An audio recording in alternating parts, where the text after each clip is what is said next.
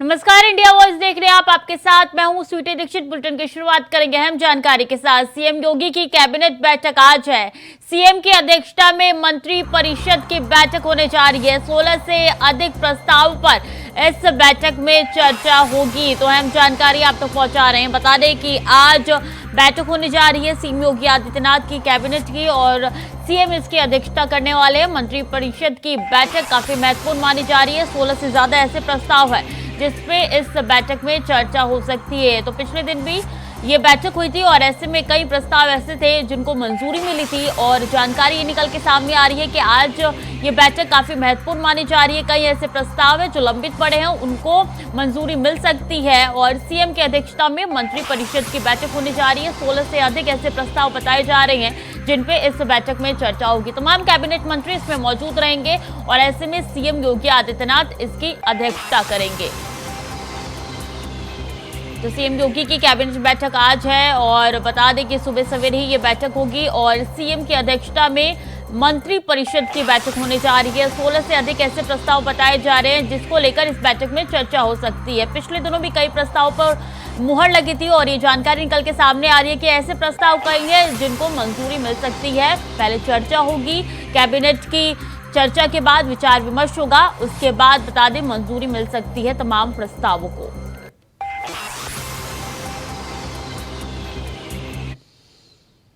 और अमेठी दौरे पर केंद्रीय मंत्री स्मृति ईरानी सुबह 10 बजे जगदीशपुर विधानसभा पहुंचेंगे। केंद्रीय मंत्री जगदीशपुर विधानसभा के केमा गांव पहुंचेंगे। स्मृति थौरी पहुंचकर जनसंवाद करेंगे। केंद्रीय मंत्री जनसंवाद कर लोगों की समस्याओं को सुनेंगे स्मृति ईरानी, और दोपहर 12:15 बजे पिछूती गांव पहुंचेगी स्मृति ईरानी। बता दें फिर 1 बजे देवकली गांव में जनसंवाद करेंगे स्मृति ईरानी। तो स्मृति ईरानी का काफी महत्वपूर्ण दौरा ये माना जा रहा है। थोड़ी पहुंचकर जनसंवाद करेंगी केंद्रीय मंत्री स्मृति ईरानी, और बता दें कि जनसंवाद कर लोगों की समस्याओं को सुनेंगे स्मृति ईरानी। सिर्फ इतना ही नहीं, महत्वपूर्ण कार्यक्रम होने जा रहे हैं उनके, और 12:15 बजे का वक्त बताया जा रहा है जब पिछूती गांव पहुंचेगी केंद्रीय मंत्री स्मृति ईरानी। उनका दौरा काफी अहम है। 1 बजे देवकली गांव में जनसंवाद करेंगे स्मृति ईरानी। तो दौरे से जुड़ी हुई तमाम जानकारी आप तक पहुंचा रही हैं। अमेठी दौरे पर आज रहने वाले केंद्रीय मंत्री स्मृति ईरानी जब अमेठी दौरे पर जाती है, जब तब अमेठी की जनता को एक बड़ी सौगात देके आती हैं, और 10 बजे का वक्त बताया जा रहा है जब जगदीशपुर विधानसभा पहुंचेगी केंद्रीय मंत्री स्मृति ईरानी। जगदीशपुर में विधानसभा के केमा गांव पहुंचेगी स्मृति ईरानी।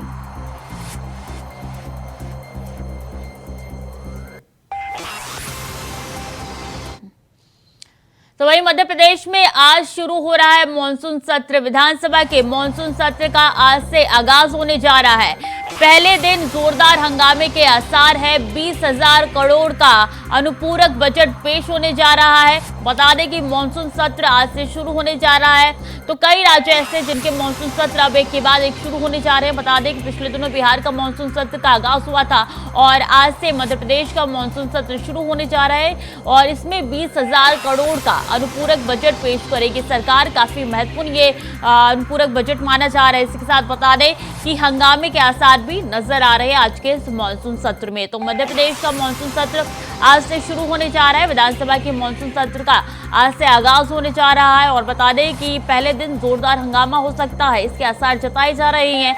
कई ऐसे बजट है जो कि इसमें पेश होने जा रहा है। 20,000 करोड़ का बजट पेश होने जा रहा है। अनुपूरक बजट इसको माना जा रहा है, और ऐसे में ये बजट सरकार पेश करेगी।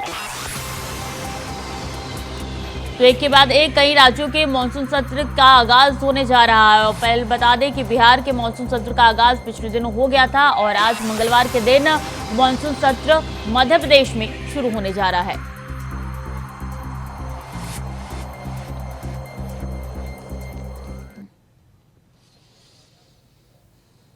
और पश्चिम बंगाल पंचायत चुनाव से जुड़ी हुई बड़ी खबर आ रही है। पंचायत चुनाव में वोटों की गिनती जारी है।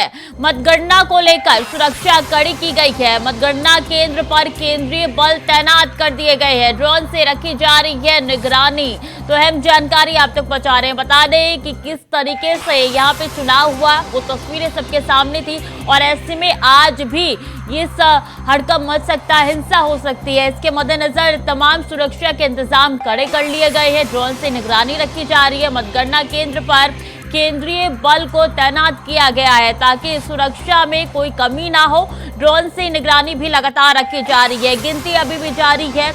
और बता दें कि पिछले दिनों जब चुनाव हो रहा था, जब पहली बार पंचायत चुनाव हो रहा था, तब की वो तस्वीर निकल के सामने आई थी। कई लोग मारे गए थे, सीपीएम के कार्यकर्ता थे, कई टीएमसी के थे तो कई बीजेपी के थे। और ऐसे में कल भारी सुरक्षा के मद्देनजर ये चुनाव कराया गया और राज्यपाल गृह मंत्री से भी मुलाकात कर रहे हैं और लगातार विचार विमर्श चल रहा है कि आखिर इतनी हिंसा पश्चिम बंगाल में क्यों हो रही है। और ऐसे में देखिए, आज वोटों की गिनती होने जा रही है। सुबह सवेरे से ही गिनती हो रही है, गिनती लगातार जारी है और ऐसे में सुरक्षा के भारी इंतजाम तस्वीरों में साफ तौर पे नजर आ रहे हैं।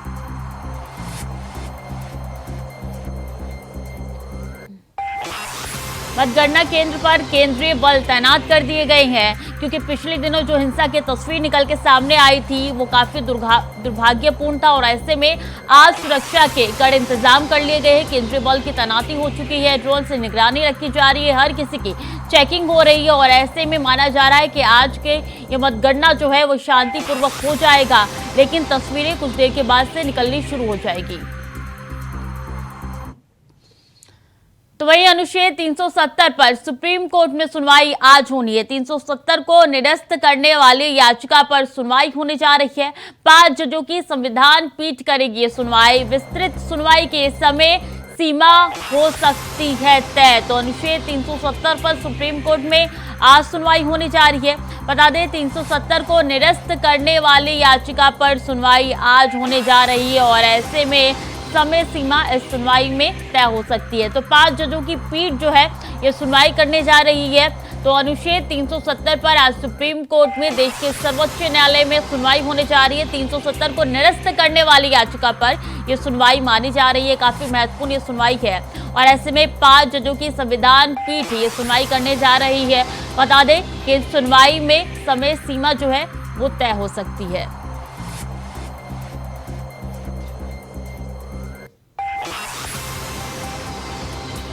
तो अनुच्छेद 370 पर सुप्रीम कोर्ट में सुनवाई आज है। काफी महत्वपूर्ण ये सुनवाई मानी जा रही है। निरस्त करने के लिए ये याचिका डाली गई थी, इस पर सुनवाई होगी आज। 5 जजों की संविधान पीठ जो है ये सुनवाई करेगी।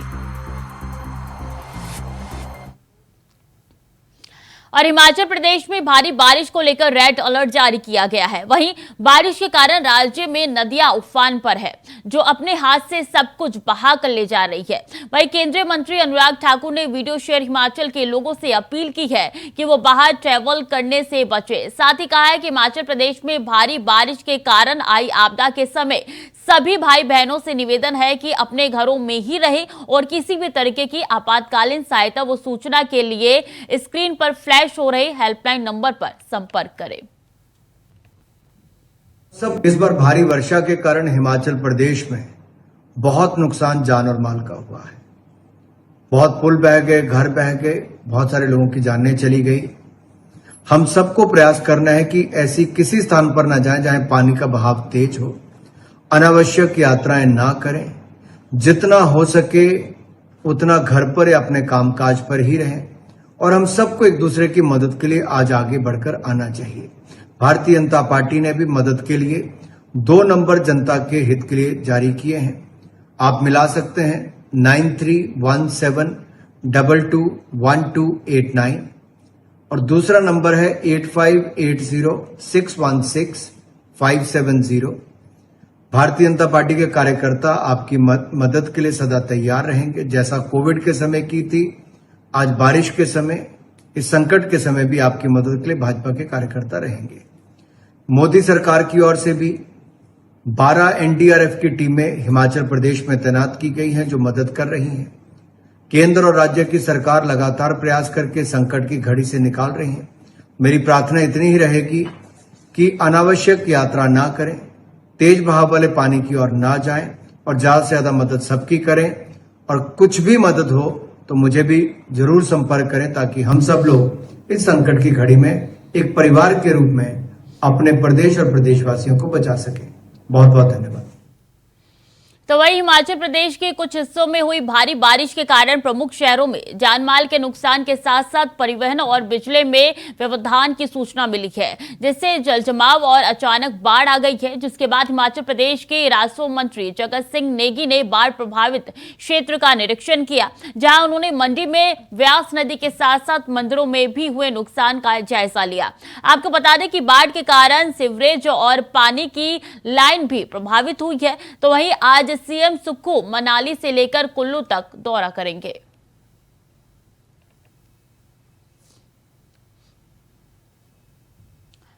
तो लगातार बारिश का कहर देखने को मिल रहा है। हिमाचल प्रदेश की तस्वीरें अलग अलग जगहों से निकल के सामने आ रही है। नदी किनारे की बात की जाए तो जितने भी घर बसे एक के बाद एक करके ध्वस्त हो रहे, पानी में बहते हुए नजर आ रहे हैं। तस्वीरें काफी भयावह है और ऐसे में देखिए तमाम अधिकारियों द्वारा निरीक्षण किया जा रहा है। व्यास नदी की बात की जाए तो अपने उफान पे है और सुखविंदर सिंह सुक्खू ने भी साफ तौर पे कह दिया है कि अपना ख्याल रखें। उन्होंने हेल्पलाइन नंबर भी जारी कर दिया और इसी के साथ उन्होंने कहा है कि बहुत ज़रूरी है कि आप घर से बाहर ना निकले, काम ज़्यादा ज़रूरी ना हो तो घर से बाहर ना निकले, ये उनकी तरफ से निवेदन किया गया है। इसी के साथ उन्होंने हेल्पलाइन नंबर भी जारी कर दिया है। तो तस्वीर लगातार कई जिलों से निकल के सामने आ रही है, काफ़ी भयावह तस्वीरें हैं, लोग काफ़ी सहमे हुए हैं हिमाचल प्रदेश के और ऐसे में ये बाढ़ जो है लगातार कहर बरपाता हुआ नजर आ रहा है। सड़क के किनारे की बात की जाए तो एक के बाद एक घर जो है वो ध्वस्त होते हुए नजर आ रहे हैं।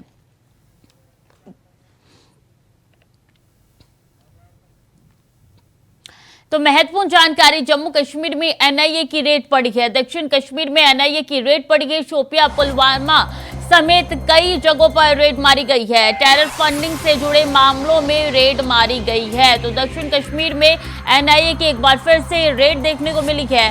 बता दें कि कई जगहों पर एनआईए ने छापेमारी की है। शोपियां, पुलवामा समेत कई जगहों पर रेड मारी गई है। टेरर फंडिंग से जुड़े मामलों में एनआईए ने कार्रवाई की है। कार्रवाई करते हुए एनआईए ने छापेमारी की है। तो टेरर फंडिंग से जुड़े मामलों में एनआईए की कार्रवाई देखने को मिली है, छापेमारी की है कई जगह पे। जम्मू कश्मीर की बात की जाए तो लगातार एनआईए वहां पे रेड कर रही है और दक्षिण कश्मीर में एनआईए की छापेमारी हुई है। अहम जानकारी आप तक पहुंचा रहे हैं, जहां एनआईए अब एक्टिव होती हुई नजर आ रही है। पिछले साल से लगातार कई ऐसे राज्य हैं जहां पे एनआईए लगातार रेड मार रही है और एक बार फिर से ये तस्वीर निकल के सामने आई जम्मू कश्मीर से, जहां एनआईए की रेड पड़ी है, लगातार छापेमारी हो रही है। और बता दें टेरर फंडिंग से जुड़े हुए जो भी संदिग्ध व्यक्ति पाए जाते हैं उनके घर पे ये रेड पड़ती है और शोपियां, पुलवामा समेत कई इलाके ऐसे बताए जा रहे हैं जम्मू कश्मीर में जहां पे ये रेड मारी गई है एनआईए की तरफ से। तो लगातार एनआईए एक्टिव होती हुई नजर आ रही है। एक के बाद एक रेड हर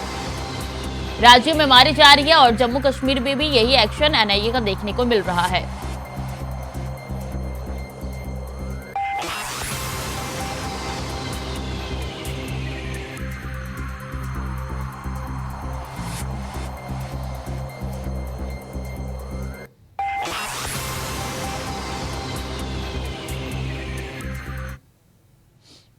यूनिफॉर्म सिविल कोड को लेकर पहले से ही पक्ष और विपक्ष आमने सामने खड़ा है।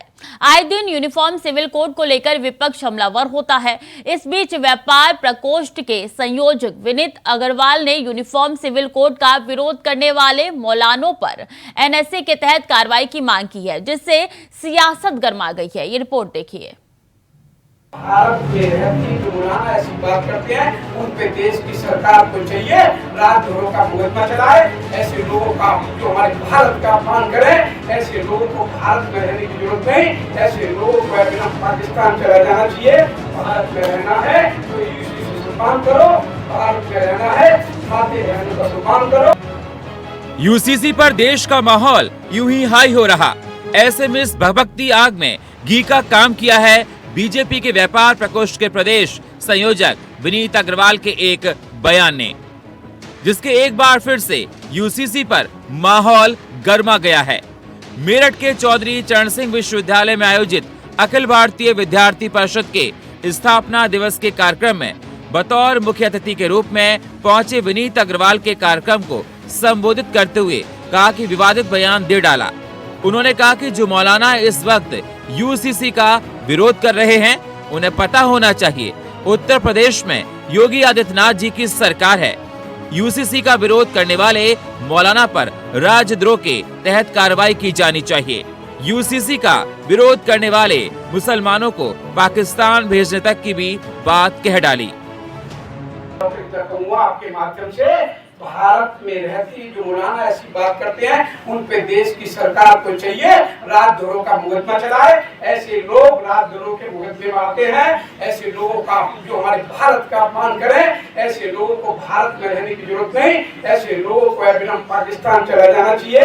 भारत में रहना है तो यूसीसी से सम्मान करो, भारत में रहना है माते बहनों का सम्मान करो, भारत में रहना है युवाओं की सोच, युवाओं का सम्मान करो, भारत में रहना है तो वंदे मातरम गाना होगा, भारत में रहना है तो जय श्री राम कहना होगा, भारत में रहना है तो जय श्री राम। विनीत शारदा अग्रवाल का ये बयान ऐसे वक्त में आया जब पूरा विपक्ष यूसीसी को लेकर सरकार पर हमलावर है, आरोपों की बौछार कर रहा है, सरकार की चौतरफा घेराबंदी की जारी है, लगातार यूसीसी का विरोध हो रहा है।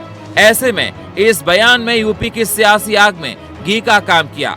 अब देखने वाली बात ये होगी कि इस बयान के बाद प्रदेश की राजनीति क्या मोड़ लेती है और सरकार के लिए कौन कौन सी परेशानी इसके कारण पैदा होती हैं।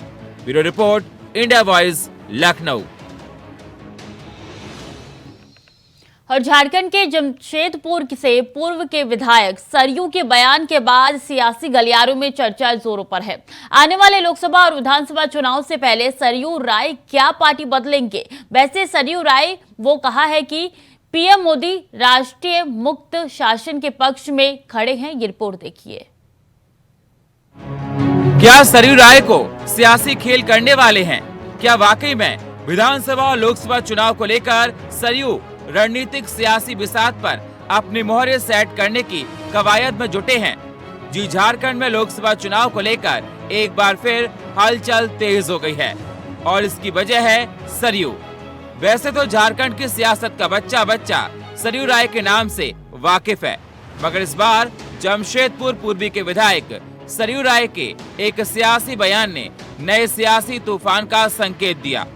दरअसल भारतीय जनतंत्र मोर्चा यानी भाजपा के संरक्षक सह जमशेदपुर पूर्वी के विधायक सरयू राय दम भर रहे हैं कि आने वाले लोकसभा और विधानसभा चुनाव को लेकर वो अपनी पार्टी, अपने समर्थकों और अपने कार्यकर्ताओं और पुराने सहयोगियों के साथ मिलकर राय बनाने के लिए बैठक करने जा रहे हैं।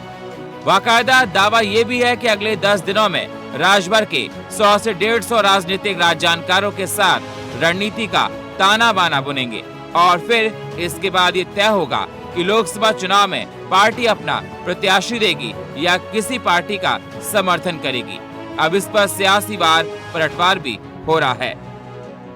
हमारी माहौल बनते जा रहा है। सत्तापक्ष विपक्ष सभी दल अपने अपने हिसाब से जो मुद्दे आ रहे हैं उन मुद्दों की चीर-फाड़ भी कर रहे हैं और मुझे ये लगा कि भाई हम लोगों की इस चुनाव में क्या भूमिका होनी चाहिए, इसके लिए एक दिन तय करके इसी महीने में हम लोग संभवतः तीसरे सप्ताह में जुलाई के राज्य भर से 100-150 लोगों को बुलाएंगे कि लोकसभा चुनाव में मेरी भूमिका क्या हो और इसके बाद विधानसभा का चुनाव होने वाला है उसमें अपनी भूमिका कैसे निर्धारित करेंगे। तो इसी के बारे में मैंने कुछ मुद्दे दिया था। इसको हमारा जो राज्य है, इस राज्य में सामाजिक समरसता नहीं आ पा रही है, राजनीतिक स्थिरता नहीं आ पा रही है। पार्टी के कैंडिडेट देना पड़ेगा ही उनको और पार्टी अपना जो निर्णय लेगा वो उनका कौन सा पार्टी है, भारतीय जन मोर्चा की ऐसी पार्टी है तो अपना पार्टी के तो उम्मीदवार देंगे, उनका अधिकार बनता है। और जहाँ तक हमारे झारखंड मुक्ति मोर्चा की बात करें तो झारखंड मुक्ति मोर्चा का निर्णय जो है हमारे विष्णुगुरु शिबू सोरेन जी और राज्य के मुख्यमंत्री आदरणीय हेमंत सोरेन जी कार्यकारिणी अध्यक्ष भी हैं, उनका जो निर्णय होगा उसी में हम लोग मानकर आगे के हम लोग कार्रवाई करेंगे। वैसे तो सरयू का विवादों से पुराना नाता है और वो झारखंड की सियासत में सबसे ज्यादा सुर्खियों में रहने वाले नेता भी हैं। इतना ही नहीं, वैसे तो सरयू राय सियासी संदेश देते देते ये भी समझाते कि वो प्रधानमंत्री नरेंद्र मोदी भ्रष्टाचार मुक्त शासन के पक्ष में खड़े हैं। खैर, विधायक सरयू राय के बयानों ने सियासी खलबली मचा दी है। तो सवाल ये, क्या सरयू किसके समर्थन में उतरते हैं? या फिर अपने दम पर लोकसभा और विधानसभा में दम ठोकते हैं। खैर, जो भी सरयू की इस सियासी चाल ने सियासी संदेश तो दे ही दिया कि रण में मैं भी हूँ। Bureau report, India voice, Ranchi. और उत्तराखंड कांग्रेस में टूट होने वाली है क्या? वाकई में उत्तराखंड कांग्रेस के बड़े चेहरे बीजेपी के घर की तरफ कूच करने वाले हैं क्या? वाकई में उत्तराखंड कांग्रेस के घर में एक बार फिर से सियासी भूचाल आने वाला है, या फिर ये सिर्फ सियासी मॉनसून का असर है जो अफवाहों की हवाओं को तेजी से चला रहा है? ये रिपोर्ट देखिए। तो क्या वाकई में उत्तराखंड कांग्रेस में टूट होने वाली है? क्या वाकई में उत्तराखंड कांग्रेस के बड़े चेहरे बीजेपी के घर की तरफ कूच करने वाले हैं? क्या वाकई में उत्तराखंड कांग्रेस के घर में एक बार फिर से सियासी भूचाल आने वाला है, या फिर ये सिर्फ सियासी मानसून का असर है जो अफवाहों की हवाओं को और तेज चला रहा है?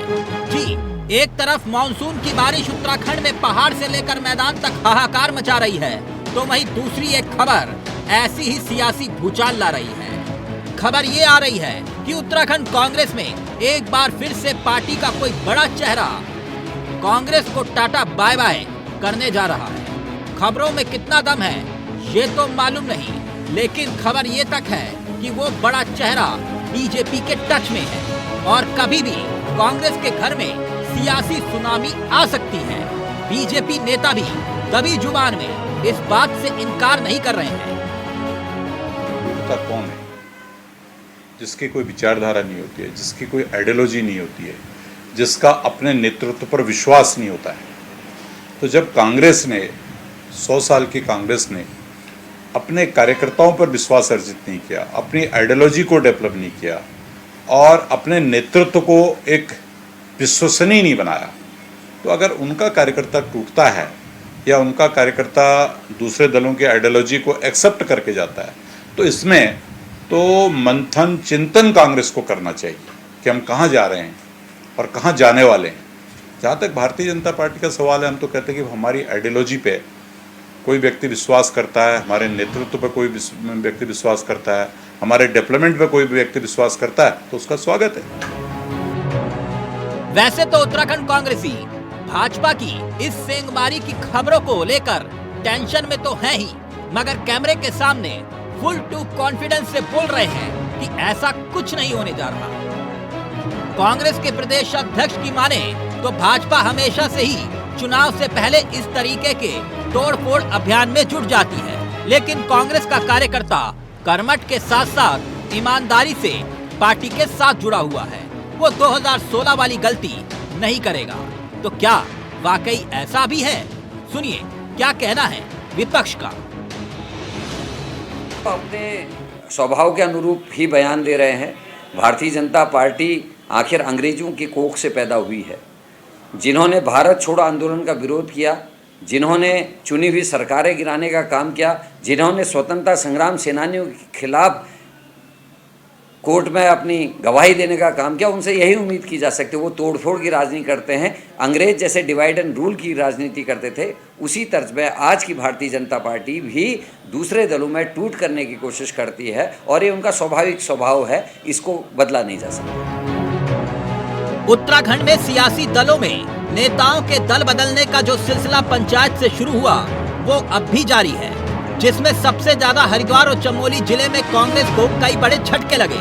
ऐसे में भाजपा के संपर्क में आने वाले वो कांग्रेसी कौन है और इन दावों में कितना दम है, ये देखना वाकई दिलचस्प होगा। अवे कैंतुरा, इंडिया वॉइस, देहरादून।